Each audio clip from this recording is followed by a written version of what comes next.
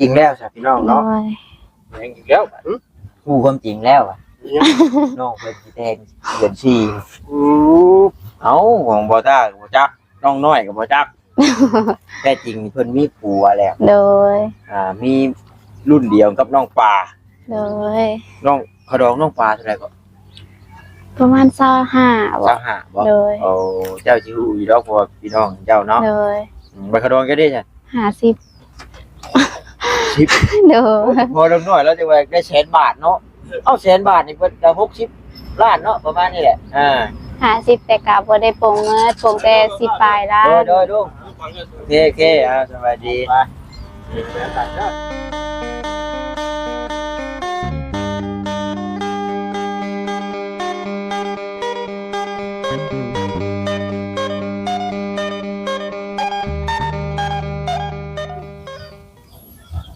ไหนดีเนาะทางนั้นก็อุ้มลูกน้อยหวนอยู่บ้านนี่พี่น้องเอ้ยให้บ่ลูกผู้ใดละบาทนี่เนาะอุ้มลูกน้อยหอยกระตาอยู่มี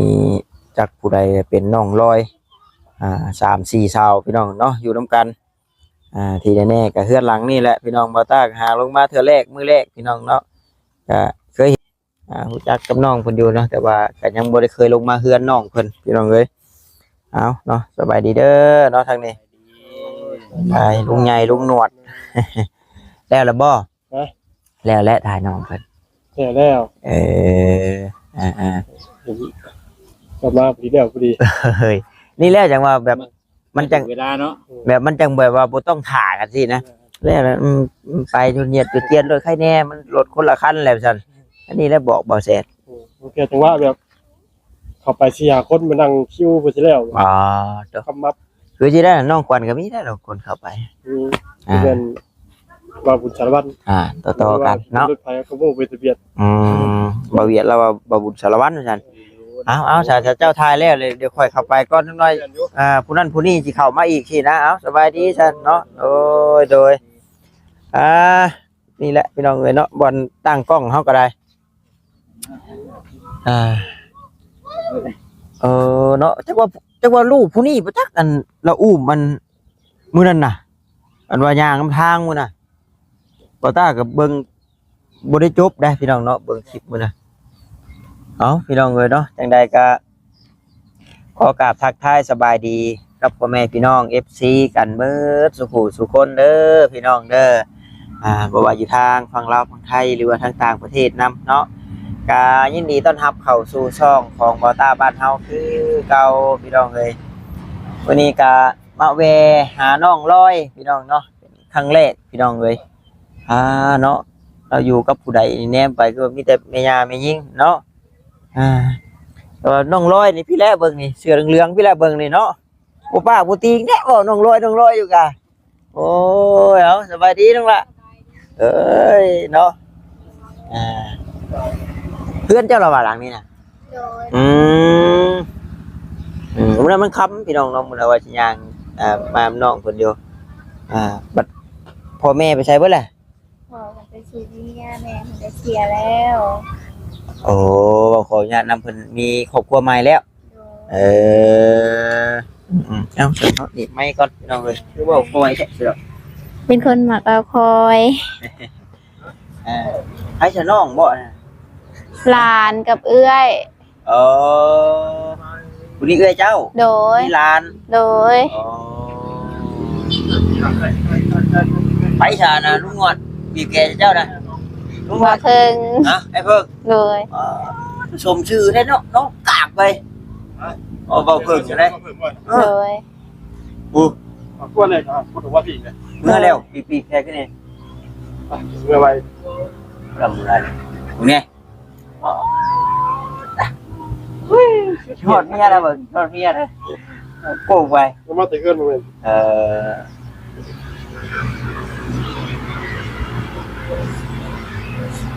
แต่เดินทางแล้วเนาะเซลอยู่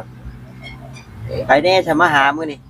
หลายจื่อบ่ได้ หลายจื้อได้ โดย เนาะมาหลายคนเจอจะมีข่าวดีกันมาแล้วเจ้าคน โดย เดี๋ยวมีเดี๋ยวบอก มีแน่ เอ้าสิได้หยังระบาดนี่ กะเป็นเพิ่นมามอบเงินให้ เออเฮ็ดว่าโอ้ยเดี๋ยวสิชอบแชมป์ด้วยสิยังบ่มี สิเฮ็ดอย่างเฮือนใหม่ให้บ่หรือยังไง โอ้ย มะขามหวานบ่หรือมะขามส้มมะขามกลาง มาขามกลาง โอ้ยอยากได้ดอก หาไม้เมนู ไปเถอะเนาะไอ้จัดการเองนั่นไอ้เฮ็ดใหม่เด้อนั่นไปหาไปนี่เนาะเบิ่งพี่น้องเอ้ยมาเลยหาแล้วกินเนาะ โดยบอกเป็นหยังอยากกินโลด เป็นหมู่กันได้กับน้องป่าเนาะเจ้าเนาะ โดยเป็นหมู่ เป็น กั ได้ น เลยจะว่าท่านว่าที่ดอกน้องป่าเพิ่นมีข่าวดีเลยบอกคือว่าช่วงนั้นตัวมีผู้บอกผู้บ่าวเลยเพิ่น โดยเดี๋ยวนี้เพิ่นกับผัวแล้ว คอแคกันเรียบร้อยเลย พอแล้วแต่ว่าสิแต่งเดือน4ก็ยังบ่ฮู้ว่าสิได้แต่งหรือบ่ แล้วเนาะบัดเจ้าได้ทัน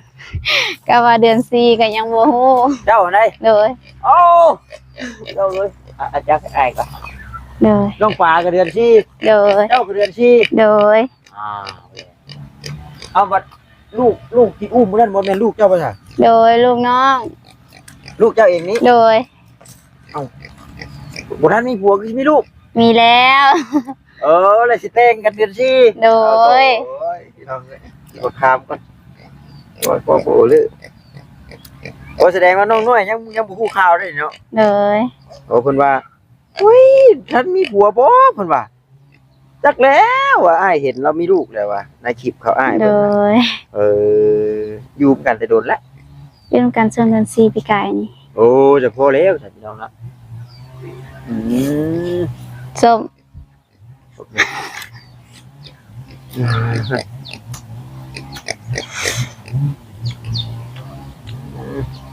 ส้ม กิน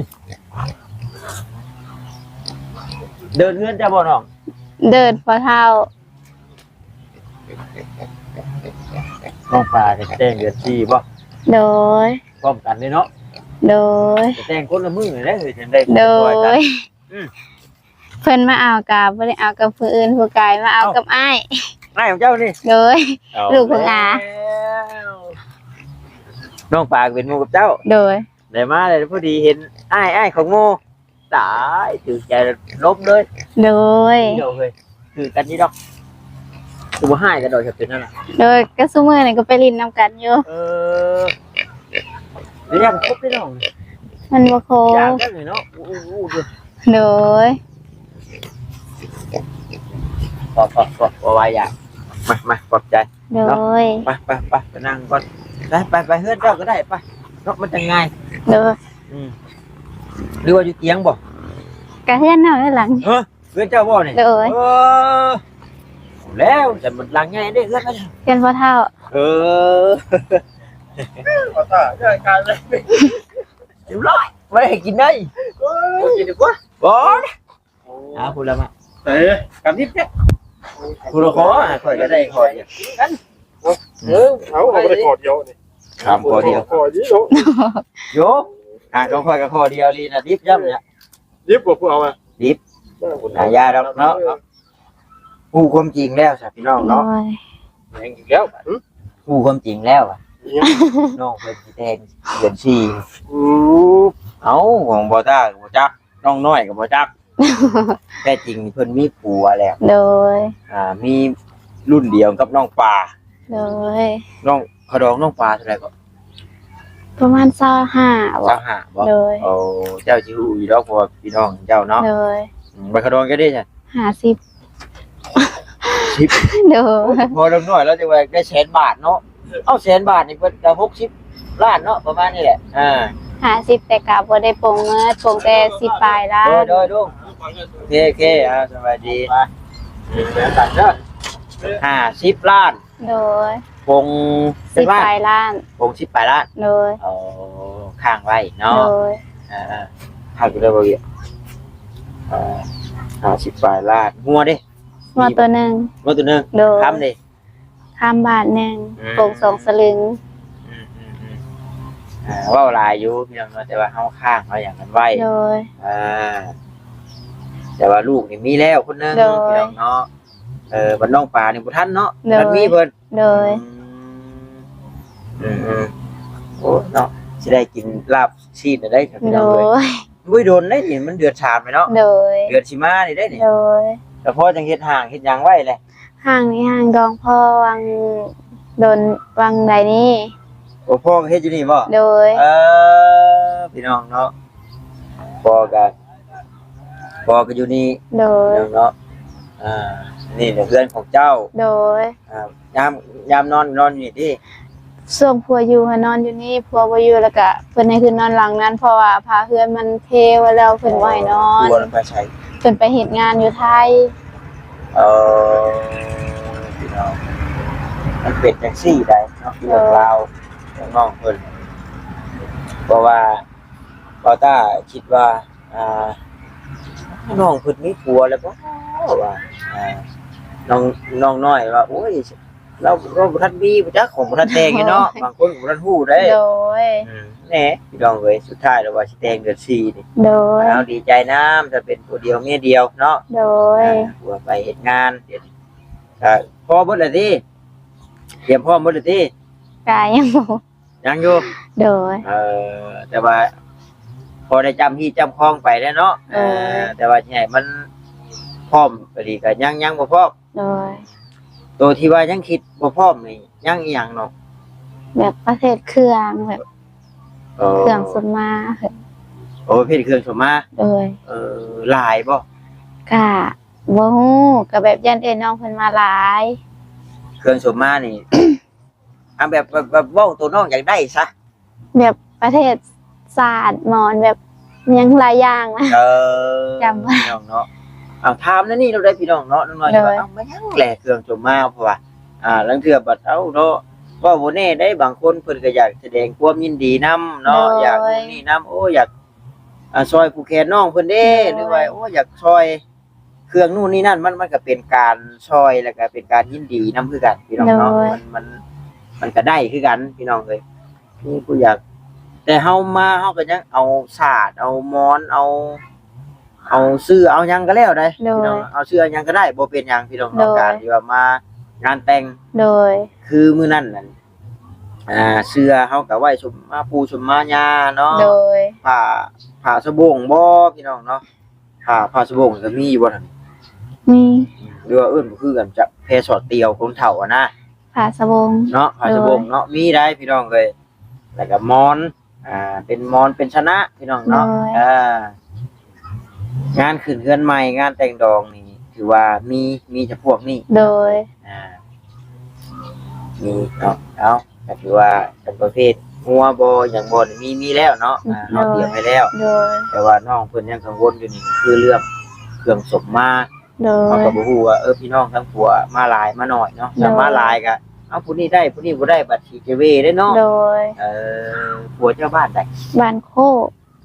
กลาง บอกเดียวบ้านโคกบ้านอ้ายเนาะใหม่ บ่แม่น โคกกลางยังสูงนี่ โดย ก็บ่ไกลกันปานใดเนาะมันก็ไปทางดงน้อย โดย เจ้าก็เมื่อพูดเรื่อยอยู่บ่ โดย ย่างเป็นเห็นหน้าเมื่อเห็นบุญบ่ พี่เห็นหน้าบ่ได้เมื่อเพราะว่าเฮ็ดน้ำพะเฒ่าก็เลยอยู่เมื่อกะเวลาแบบเพิ่นโทรมาให้เมื่อแล้วจึงได้เมื่อ มันคือพ่อแม่ของน้องเพิ่นลีนะแม่นแม่น่ะเสีย โดย พ่อนั่นแม่นเพิ่นก็ไปมีครอบครัวใหม่ โดย ก็ผู้ชายพี่น้องเนาะ โดย เฮายังหนุ่มน้อยอยู่บางทีบ่เด้อเนาะอยากมีครอบมีครัวก็บ่ติเพิ่นแหละ โด เนาะ ย ลูกเมียเสียเด้ โดย บ่แม่นสิว่าโอ้ยลูกเมียยังอยู่ก็สิไปมีเมียน้อยหอยเมียไปบ่แม่นได้พี่น้องเนาะคือลูกเมียเสียแหละ โดย อยากไปมีใหม่ก็บ่ติเรา โดย กระดุมกระดองแล้วเท่าไดซั่นนี่ เพิ่นเอาคนบ้านเดียวกันกะ5ล้าน ผู้ใหญ่ได้เนาะเฒ่าแล้วอะไรก็ได้ โดย ที่ยังบ่ทันได้มากครับพี่น้องเนาะ โดย ตาโตลูกสาวเลยโอ้คักแล้วซั่นนี่โอ้นักเนาะนี่ก็ได้ โดยคุยน้ำ น้ำช้างน้ำหยังของเจ้าสิบัดนี้ ของพ่อเฒ่า เราแล้วเจ้ายังทุกอย่างยังใช้น้ำผู้เฒ่าเบิด โดยใส่น้ำพ่อเฒ่ามือ ไฟฟ้าก็ต่อแล้วเพิ่นนี่ โดย เป็นปืนเป็นรัวเพิ่นเตรียมไว้พี่น้องเอ้ยแบบวันผู้เฒ่านี่แล้วก็อยู่กันแต่คนซั่น อยู่สามคนคันลูกเพิ่นมาค่ะ เออเนาะไปกันครับ แล้วลูกเพิ่นไปเฮ็ดงานหมดแล้วแล้วก็ยังไปผูกเป็นเปียฮัด ไอ้ดอกไปดองเนาะเดินแล้วกว้างอยู่ โดย ตั้งโต๊ะตั้งเต็นท์ชนิดพอดระวงแซวซะทั้งนี้กับมักพอดระวงกันดิ โดย เตรียมได้น้องน้อยเอ้ยบ่แม่นน้องก็น้อง ลอย น้องร้อยเนาะ โดย มีน้องร้อยน้องขวัญน้องน้อยโอ้ยรถช้ำๆกันดอก โดย เตรียมรถบาดนี้น้อยๆนะทางรถน่ะคือว่าท่าผัวบ่เฮ้ยทางฮะ บ่ ผัวมาเลยเนาะ โดย กับมันก็อยู่ทั้งพี่บ่เดินเพิ่งกว้างเนาะ โดย มานี่มึงดูเฮ้ยจะมั่มด้วยหั่นเดือนแล้วเนาะเฮ้ย 3 เดือนปลาย เด้อเป็นได้คือว่าอุ้มลูกไปหาหมอใช่บ่มื้อนั้น โดยเพิ่นว่าสำบาย ตายๆเนาะตากแดดเมียงผู้ชายบ่ ผู้ชาย ผู้ชายเพิ่นจะมั่มอยู่ โดย ลูกแม่บ่ น้องแม่แนะนำเพิ่นแน่ หรือว่านมปองลูกแม่น้ำแข็งแห้งนี่เอื้อยเนาะ โดย อันว่าบ่ได้เป็นอะไรเป็นแต่น้อยพุ่นบ่ โดย แต่ว่าเราได้ยินอยู่เนาะ โดยได้ยินก็ตอนที่เพิ่นนั่งอยู่กันเพิ่นปีนหลังใส่อะไรก็แล้วบ่ได้ยิน เราจะปี 17 17 โดย เจ้าได้ไง 16 เจ้า16 โดย โอ้ยเป็นวัดแค่ลูกหลานคือขี้มูกแค่ โดย เนาะแต่หูแล้วดีใครได้บ่เฮ้ยกลางคืนก็บ่ได้แอบปานใดติ โดยก็บ่ได้แอบบัดเวลาคันเวลาเพิ่นอยู่บ่ดีแล้วเพิ่นสิได้แอบโดยน้องสารา สุชาดูสบายดีดู สบายดี ไล่ๆกันเนาะ โดย เจ้าจะปีกันเจ้าวัน 16 16ผู้นี้ 7 17 โดย ผู้นี้ เปะ7 7 โดย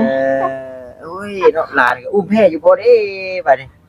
แพ้บ่โอ้ยแต่ไอ้บ่ได้กล้าอุ้มแต่ได้ลูกใหม่ๆก็ตอนชีวิตนะแบบอ่อนลองแข่งได้พี่น้องเนาะพอจับไปจับมาก็ลึงแล้วก็ใครแน่ตอนชีวิตโอ้โห ตอนตะพิดกาไว้กาเอาแล้วพ่อเอาให้ บ่กล้าเฮาอาบน้ำให้ญาติแบบผู้เก็บที่นะแบบน้อยเนาะแบบจับที่ให้ก็คือจักเดือนก่อนเจ้า 3 เดือน 3 ปลาย เดือนโอ้ยไอ้น้อย 4-5 เดือนไปก็เอาแล้วป่านเริ่มทับประเทศแล้ว โดย เป็นคนแล้วทำเนาะ โดย เอาให้แม่แม่นั่น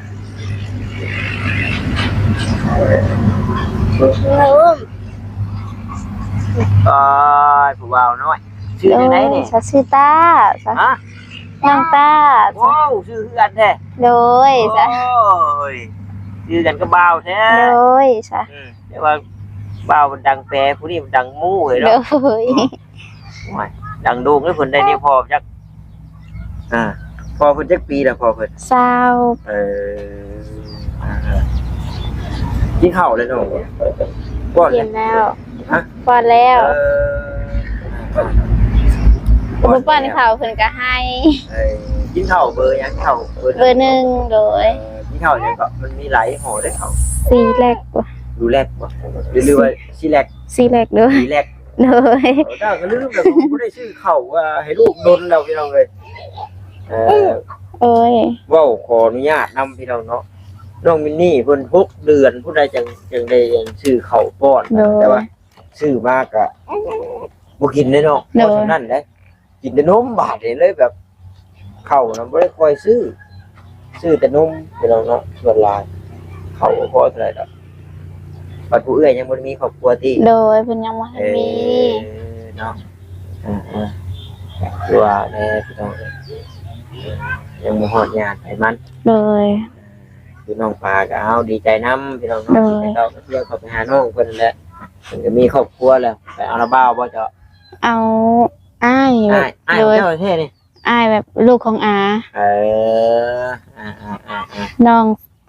แบบหลานของพ่อนะ จักว่ามานี่มาจักแล้วผู้เบานะคำใต้ที่เนาะ โดย บ่ตาก็แนวบ่ได้สร้างมาทั้งนี้พี่น้อง โดย ได้แวกเอาหั่น อืมเจ้ามีอันฮูบกองเขากองหยังอยู่บ่ มี อืมยันว่ามาที่หน้าที่ในซื้อมาต้อนพี่น้อง โด เนาะ ย กินขนมบ่ได้เด้หน่อยฉันจะบ่ซื้อ เลย ข้าวพี่น้องมาต้อนแต่ว่านมกินนมแม่เนาะ โดย ก็เขาเจ้าว่าถ้าว่าเป็นไปได้ก็บ่อยากให้เผากินสลับกัน โดย แพ้ท้องนะแต่นี่ว่าหลายคนหลายว่าได้พี่น้องในการเลี้ยงลูกนี่ก็ได้ เบิ่งเนาะคือว่ามื้อหน้าเผาอีกเอาให้เอื้อยน้องน้อยน้องโอ้สิมื้อแล้วพี่น้องเนาะเอ้ยว่าสิมื้อแล้วอึ๊บเอ้ย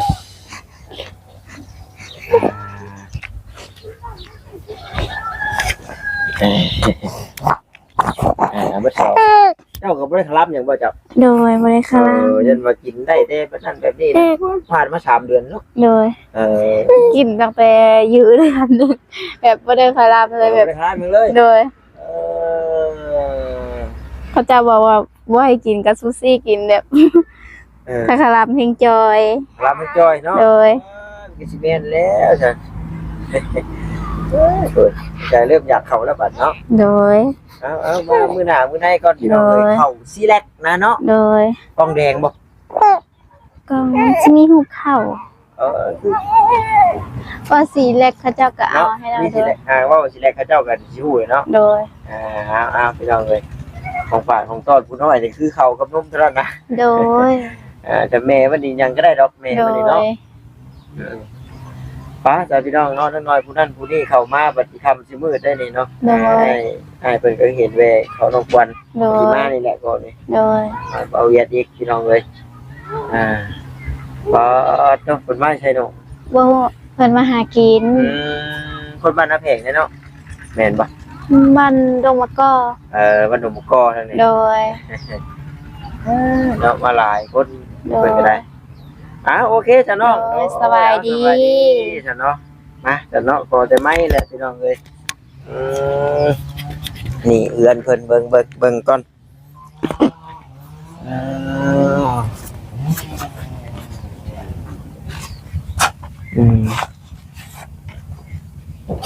หน้าคำใต้0357เลขเฮือนบ่เลขเฮือน เอ้ยเนาะหมูน้องป่าว่าซั่นน้องป่าก็สิแต่งเดือน4น้องร้อยก็สิแต่งเดือน4พี่น้องเอ้ย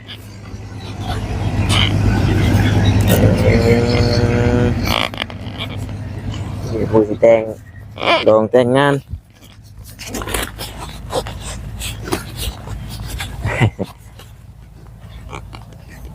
เรื่องจะคือได้ลูกไว้เนี่ยเพิ่นมาเก็บค่าไฟจะเนาะอ้ายก็บ่ได้ขนมมาต้อนเอาไว้ซื้อขนมนอกโดยเพิ่นมาเก็บค่าฟืนค่าไฟพี่น้องเอ้ยไปซะเนาะจบคลิปก่อนเด้อบาดนี้พี่น้องเอ้ยหากว่าเว้าผิดพลาดประการใดก็ขอโทษขออภัยนำหลายๆพี่น้องเนาะโทษทางน้องเพิ่นก็สิแต่งเดือน4พี่น้องเนาะหัวแก้วเมียทิพย์หัวยิบเมียแซวเพิ่นว่าเมียตำแก้วผัวยุบสตาเนาะเอาคืนเมียผัวคนเฒ่าเพิ่นว่ามักเว้าว่าผัวตำแก้วเมียยิบสตา โอเคพี่น้องเนาะเอาสบายดีเด้อสันเด้อพี่น้องบ๊ายบาย